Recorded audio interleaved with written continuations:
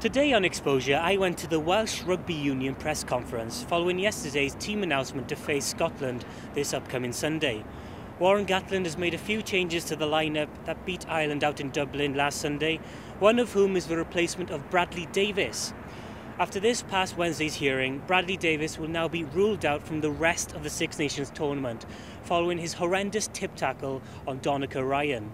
International rugby, and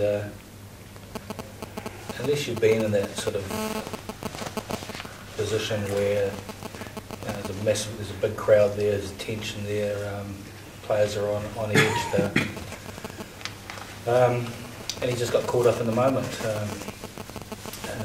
Ryan's come in there, and he's said he's held on to Bradley and come in there and hit Adam Jones, and unfortunately Bradley's reacted to it. So he's realised straight away that he's made a mistake and can put his hand up and just say, I've got to learn from that situation. And I'm well aware that young men make mistakes, and I'm sure and I'm hopeful that he will learn from that. And some of our Valley boys don't have to have that big macho sort of image thing, do they? So I think it's going to be a good lesson for him. It's not just the fact that he's got 7 weeks. It's financially a big loss to him in terms of match fees and win bonuses potentially. And so it's a hard lesson that he's going to learn, and I'm sure he'll come back stronger for it, and we'll see hopefully a more composed player in the future. But moving on, Wales this Sunday will go head-to-head with a lacklustre Scotland side, who have failed to score a single try in their last 4 fixtures. The 3 p.m. kick-off will be showcased here in the Millennium Stadium, 2 years after the epic battle which saw Wales seal a 31-24 victory over their Celtic cousins, scoring 17 points in the last 6 minutes of the game. Scotland will be looking to get their first win of this year's Six Nations, having already lost to England in Murrayfield 13-6 last Saturday. And also this week, the Scotland fly half Dan Parks decided to call it a day on his international career after 67 appearances for his country. But many rugby pundits regard Wales as firm favourites to go into the bout.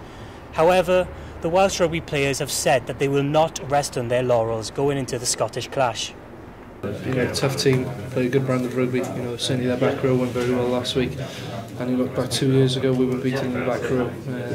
They won that battle at the game run as well, and we got lucky to win 2 years ago at the stadium. And I'm sure the double header really of obviously the pain from that loss 2 years ago and the pain of last week's result for them will spur them on to come to Millennium Stadium chomping at the bit. Really, it's going to be a very tough match for us. We've always looked any further than the Scottish game. I don't think you can afford to do that, but training's gone really well this week. Everyone's got a smile on their face. It's a much better environment to be involved with. So having that win is definitely taking a bit of pressure off us. But we always put that pressure on ourselves to keep winning the next game and so on. Found 2 years ago, they came down here and we probably underestimated them a little bit. They frustrated us. They played well. They took their opportunities and they really took deep in the second half. So we've got to make sure that we're on mettle, that we improve from last week's performance, and I think it's going to be a lot tighter than people think it might be.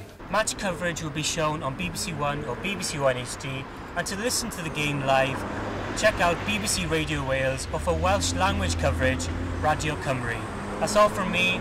See you next time, Exposure.